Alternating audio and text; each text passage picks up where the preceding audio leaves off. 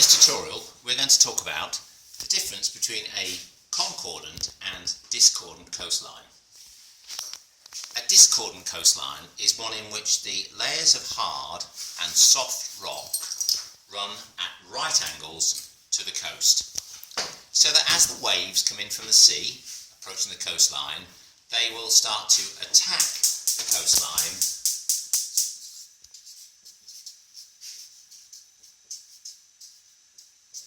and they will start to erode the rock. As the hard rock, shown here by the shortbread, is that much stronger than the soft rock, shown here by the sponge cake, the rates of erosion will not be uniform. In fact, what will happen, you can see here, it's harder for me to erode the hard rock than it is the soft rock. So therefore what will happen is the soft rock will start to erode faster than the hard rock. And we know that material will be removed and then transported and possibly deposited later. So as this softer rock is eroded, so we will end up in a situation where the hard rock will continue to project out into the sea. And these will form a classic feature called headlands, and in between the bays. Now headland and bays can be seen on the Dorset coast and are a very classic feature of a discordant coastline. Eventually these headlands will stick out far enough into the sea where they will start to suffer from erosion from the sides, and they will begin to form caves and eventually arches and then stacks. That's for a little bit later.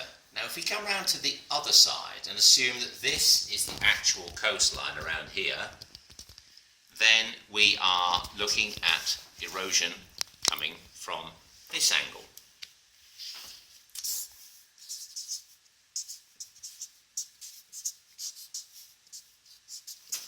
Now this is a concordant coastline because the hard rock is running parallel to the coast rather than in lines against it.